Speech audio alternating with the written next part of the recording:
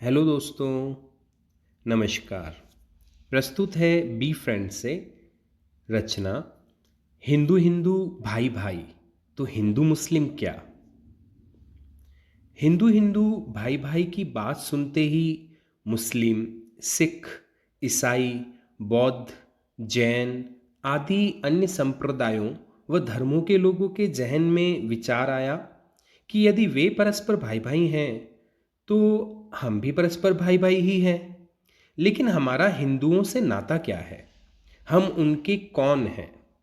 हिंदू हिंदू भाई भाई पहले भी थे, अब भी हैं और आगे भी रहेंगे।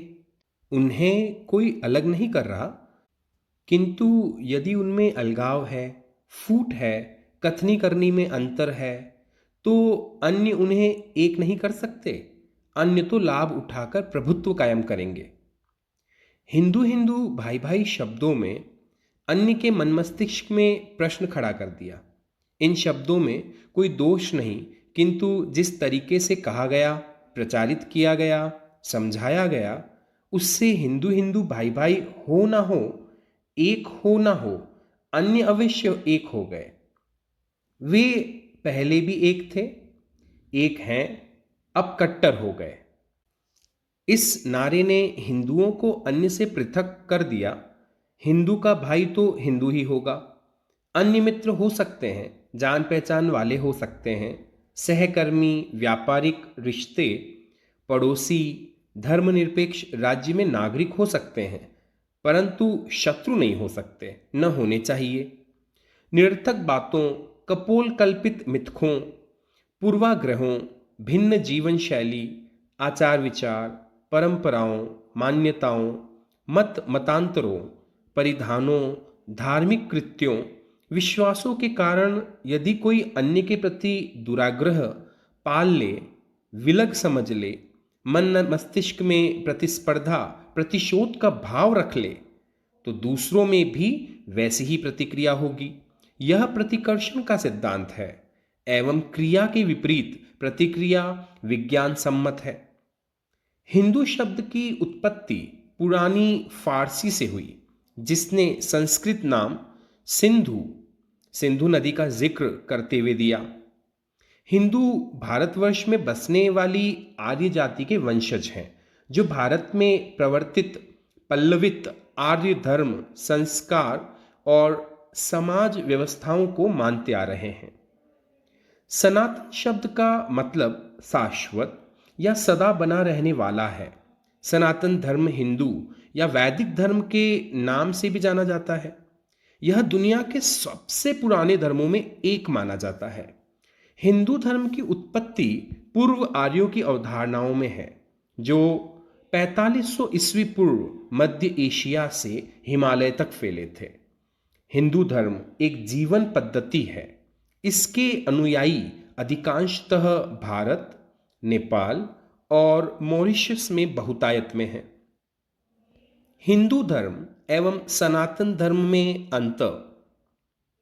हिंदू धर्म जहाँ पूजा, प्रतिष्ठा, मंदिर, व्रत को महत्व देता है, वहीं सनातन धर्म यज्ञ, साधना, तप और ध्यान को प्राथमिकता देता है। सनातन धर्म में अनेक, जैसे सिख, जैन, बौद्ध आदि धार्मिक संप्रदाय हैं, तो हिंदू धर्म में केवल हिंदू। पंडित।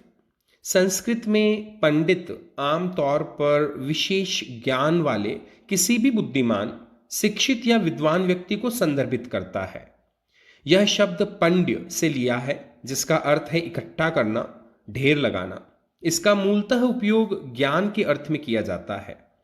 भारतीय संस्कृति पंडितों की रही है।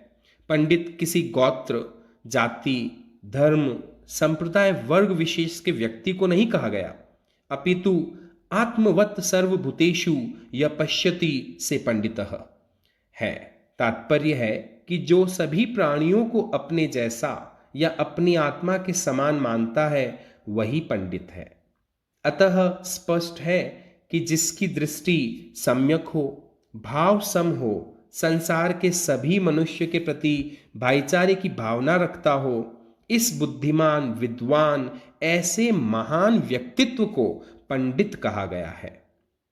विद्वान का प्रमुख कर्तव्य मनुष्य समाज को सही शिक्षा व दिशा देकर सामाजिक संतुलन बनाए रखना है।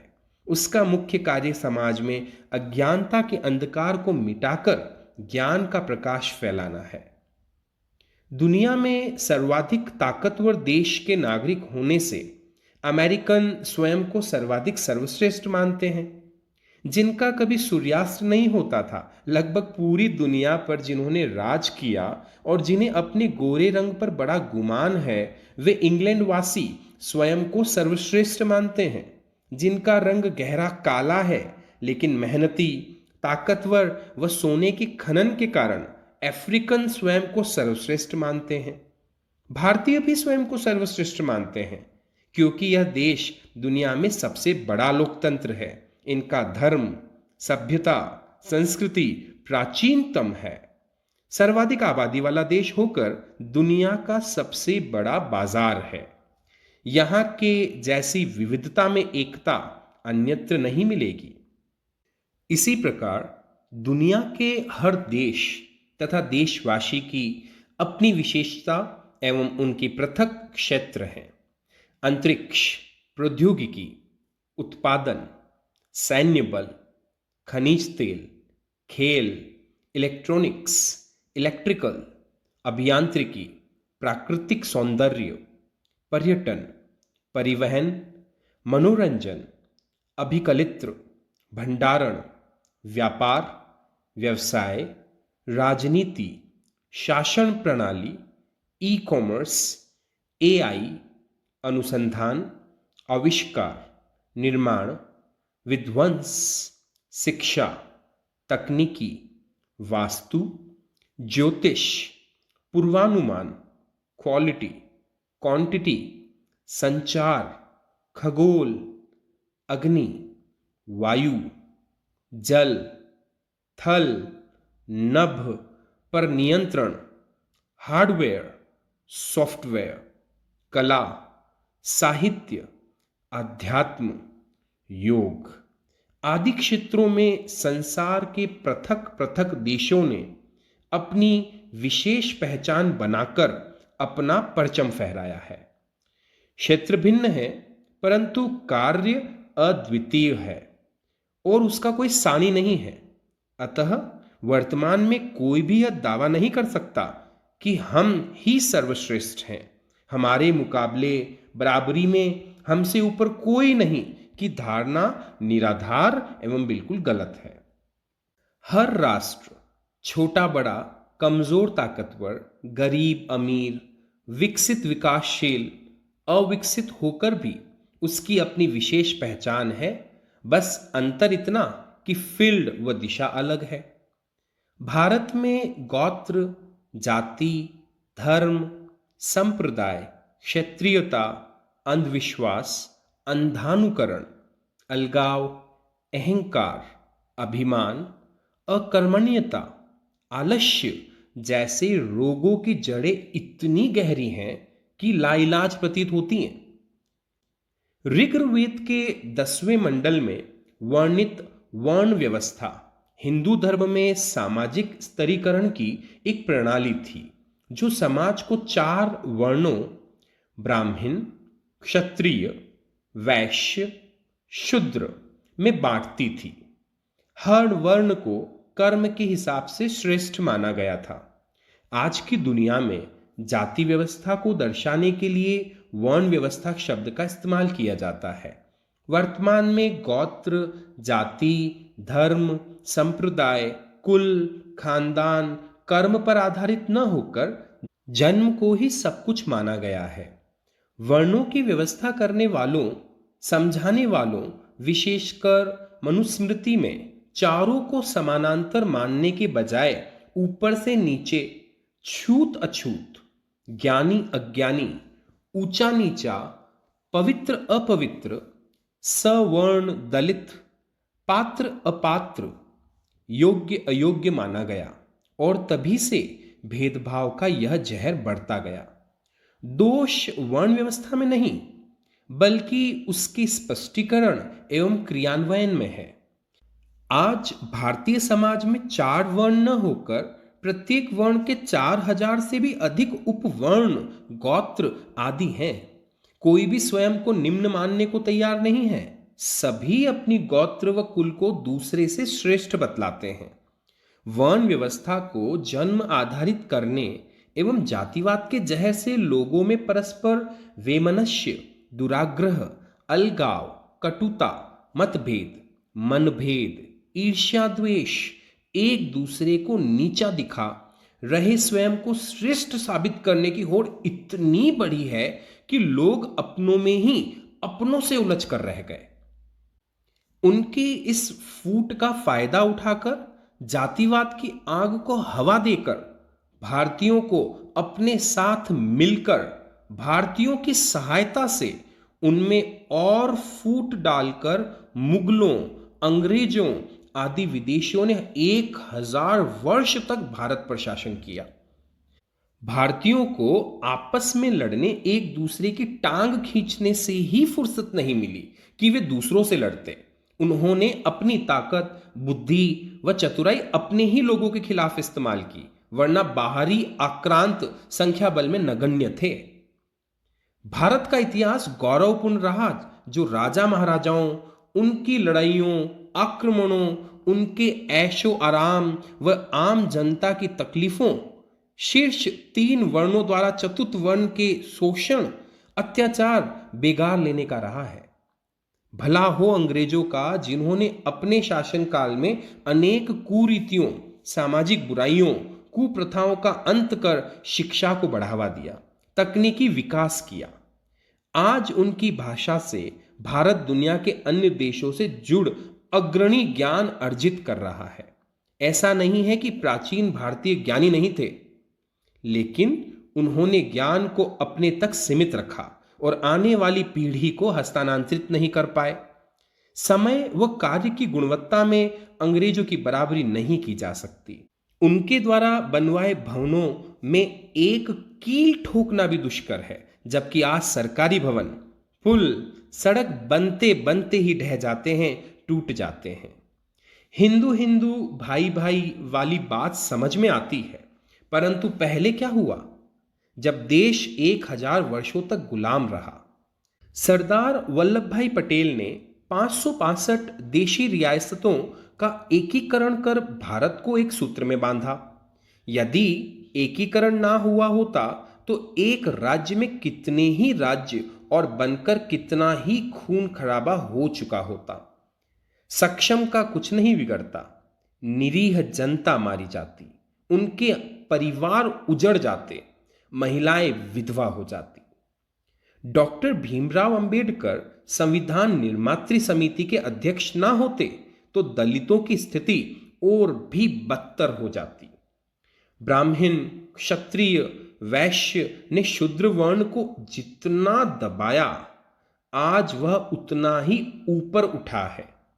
शूद्र या दलित वर्ण के पास आज बुद्धि, मेहनत, ताकत, सौंदर्य, पैसा, कौशल, आत्मबल, आत्मविश्वास, धर्म, ध्यान, आस्था, अनुनय विनय, स्वाभिमान, एकता, आरक्षण, पावर, पहुंच, बहुमत, राजनीतिक दखल, अच्छी जीवन शैली, सलीका आदि बहुत कुछ न होकर सब कुछ है। एक समय था जब वेद वाक्य शूद्र सुन लेता तो उसके कानों में कीले ठोक दिए जाते थे। उसे अछूत माना जाता था, जिसे गलती से छू लेते तो स्नान करना होता था। आज अनेक दफ्तर ऐसे हैं जहां क्षुद्र वर्ण के अधिकारी हैं तो उच्च वर्ण के चपरासी। भारत में इस्लाम का उदय 7वीं शताब्दी से शुरू हुआ था। अरब व्यापारियों के साथ इस्लाम भारत आया। एक अरब व्यापारी ने केरल में पहली मस्जिद बनाई। देश में इस्लाम का विस्तार मुख्य रूप से दिल्ली सल्तनत और मुगल साम्राज्य के दौरान हुआ। मुस्लिम सत्ता 1200 ईस्वी के आसपास स्थापित हुई। कुतुबुद्दीन ऐबक ने दिल्ली सल्तनत की स्थापना की एवं उसके गुलामों ने लगभग 900 सालों तक भारत पर राज किया, जिनमें दिल्ली सल्तनत, मुगल राजवंश आदि थे। मुगल शासकों ने 11वीं शताब्दी में भारत की राजधानी दिल्ली बनाई। तभी से हिंदू मुस्लिम संस्कृतियों के बीच आदान प्रदान हुआ। विगत कुछ दशकों से हिंदू और मुस्लिम के बीच जितनी दूरियां बढ़ी, बाहरी व्यवहार एवं मन में जो अंतर आया, एक दूजे के प्रति जहर उगलने, घोलने, षड्यंत्र रचने की जो खबरें मिल रही हैं, यदि उनकी पृष्ठभूमि में जाकर जाएं, तो पाएंगे कि हिंदू हिंदू भाई भाई केवल बाहर से दिखावटी थे और है, क्योंकि जितना अनाचार अत्याचार हिंदुओं ने हिंदुओं पर किया, उतना मुसलमानों व अंग्रेजों ने नहीं। अपवाद हर क्षेत्र में मिलते हैं, फिर भी अधिकांश मुसलमानों ने हिंदू सभ्यता, संस्कृति, वतन को अपनाया। उनकी कई पीढ़ियां यहां गुजरी, अतः यहां की माटी, धरती को अपना माना। यदि कुछ दशकों को छोड़ दें तो पाएंगे कि हिंदू मुस्लिम भी भाई भाई की तरह, सच्चे दोस्त की तरह, अच्छे पड़ोसी की तरह, भारत माता के वफादार सिपाही की तरह देश के विकास, उत्पादन में ईमानदार सुनागरिक की तरह एक दूसरे की रक्षा, सुरक्षा, पारिवारिक मुसीबतों में भी पूर्ण विश्वासी, घर के सदस्य की तरह एक दूसरे का जी जान से साथ निभाया। बिना जाति, धर्म, संप्रदाय की दुर्भावना के हिंदू व मुस्लिम दोनों ने मानवता, इंसानियत से कर्तव्य को जहन में रखते हुए कई अवसरों पर जी जान देकर अपना फर्ज अदा किया। इतिहास साक्षी है कि सम्राट अकबर के सबसे विश्वसनीय सेनापति आमेर के कछवाहा राजपूत राजा मानसिंह हिंदू थे और महाराणा प्रताप के प्रमुख सेनापति हकीम खान सूरी मुसलमान थे। डॉक्टर एपीजे अब्दुल कलाम ने वैज्ञानिक एवं राष्ट्रपति के रूप में मिसाइल परियोजनाएं, अंतरिक्ष अनुसंधान, रक्षा, शिक्षा, परमाणु शक्ति, आर्थिक व ग्रामीण विकास, विश्व ज्ञान मंच, होवरक्राफ्ट में अविस्मरणीय योगदान दिया जो मुस्लिम थे।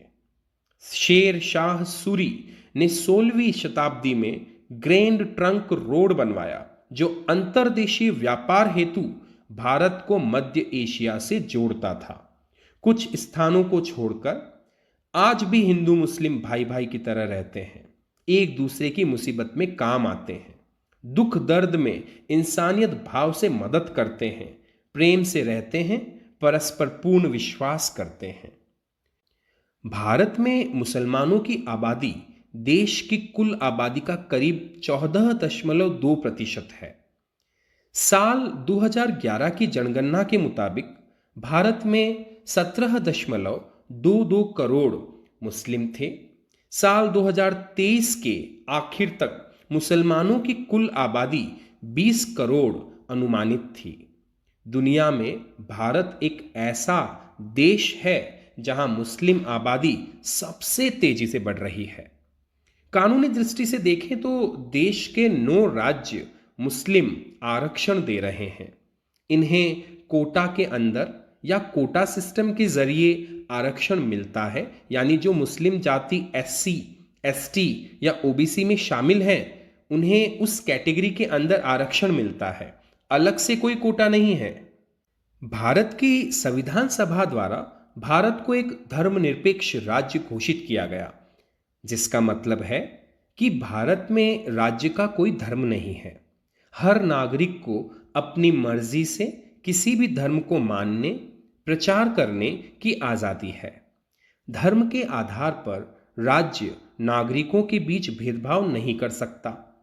हिंदू हिंदू भाई भाई को सभी मान रहे, कोई मना नहीं कर रहा, ना किसी को आपत्ति है, परंतु शायद कहने की जरूरत इसलिए पड़ी कि उन्हें भाई भाई होने में शंका है। यदि भारत की आबादी का प्रतिशत देखा जाए तो 79.8% हिंदू, 14.2% मुस्लिम, 2.3% ईसाई, 1.7% सिख, बाकी बौद्ध और जैन 1% से भी कम है।